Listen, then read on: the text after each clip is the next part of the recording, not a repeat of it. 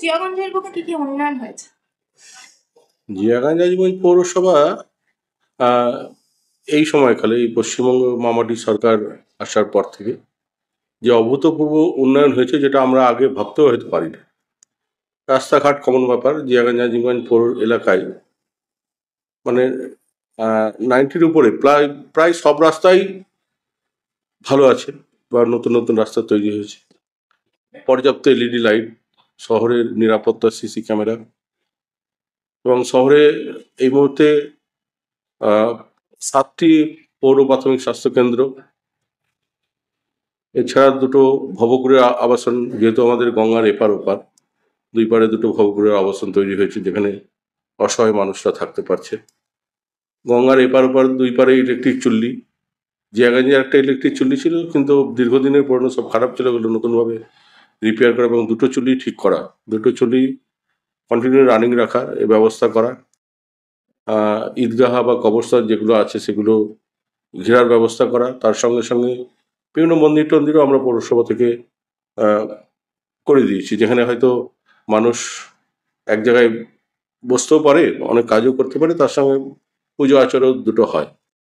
পাশাপাশি আমাদের একটা পার্ক ছিল, সেই পার্কের বেশ কিছু নতুন আইটেম সেখানে আমরা বসিয়েছি। তার সঙ্গে গঙ্গার ওপরে বায়োডাইভার্সিটি পার্ক, সেখানে অনেকটা পার্কটা তৈরি হয়েছে, কিন্তু এখনো কিছু বাকি আছে। সেটা আমরা চেষ্টা করছি যত তাড়াতাড়ি সম্ভব।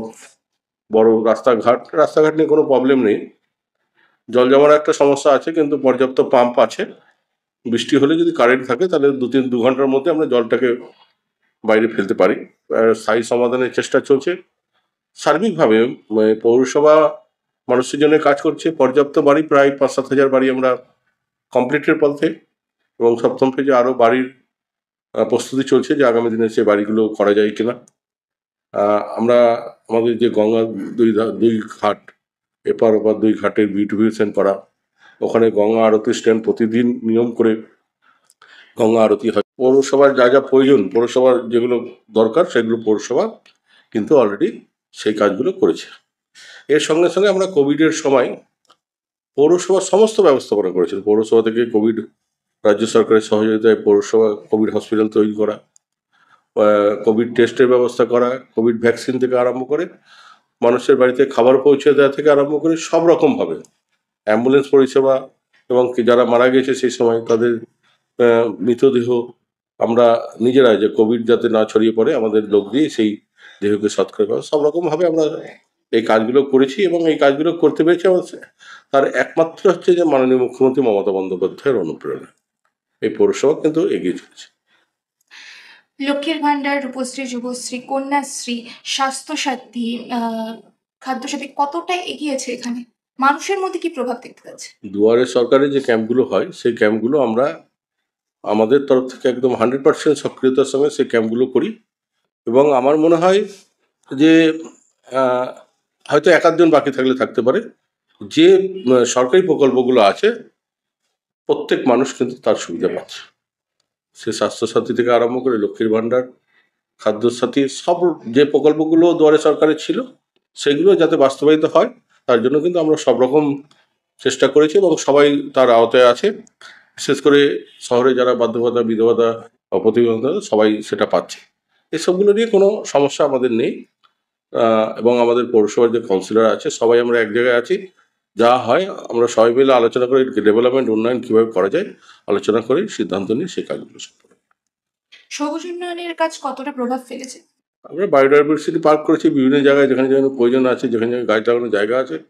প্রতি বছরই আমরা গাছ লাগাচ্ছি। জায়গা পেলে আমরা গাছ লাগাই। শুধু গাছ লাগানো না, গাছটা যাতে রক্ষণাবেক্ষণ হয় তার জন্য খাঁচা তৈরি করে ঘিরে সেইভাবে গাছ লাগাই। একটা গাছ লাগিয়ে দিলাম, 2 দিন পরে ছাগলে খেয়ে নিল, সেটা তো ঠিক না। হাসপাতালের প্রভাব এখানে কিরকম? হাসপাতাল কিরকম? স্বাস্থ্য ব্যবস্থাটি কতটা উন্নত? সরকারি হসপিটাল আছে, তাছাড়া আমাদের পৌর প্রাথমিক স্বাস্থ্য কিন্তু আমাদের 7-8টা ডাক্তার আছে, নার্স আছে, সব রকম ব্যবস্থা আছে। আমাদের এত বেড নেই, কিন্তু সব রকম পরিষেবা আমরা আমাদের এখান থেকে দিতে পারি। কন্যাশ্রী প্রকল্প মূলত দিদি চালু করেছিলেন যাতে 18 বছরের নিচে মেয়েদের বিয়ে না হয়ে যায়, তারা যাতে বেসিক পড়াশোনাটুকু শেষ করতে পারে তার জন্য। তা সেখানে কন্যাশ্রী প্রকল্প শুরু হওয়ার পর মেয়েদের পড়াশোনার হার এখানে কতটা বেড়েছে বলে মনে হয়? আমার তো মনে হয় যারা পড়াশোনা করছে প্রত্যেকে কন্যাশ্রীর আওতায় আসছে এবং কন্যাশ্রীর সুযোগ সুবিধা পাচ্ছে। হার কতটা বেড়েছে?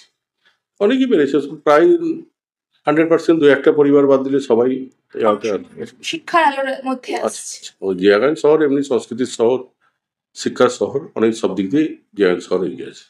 2026-এ কি মনে হচ্ছে, নবান্নে আবারও দিদির সরকারই থাকবে? এটা তো বলার অপেক্ষা রাখে না।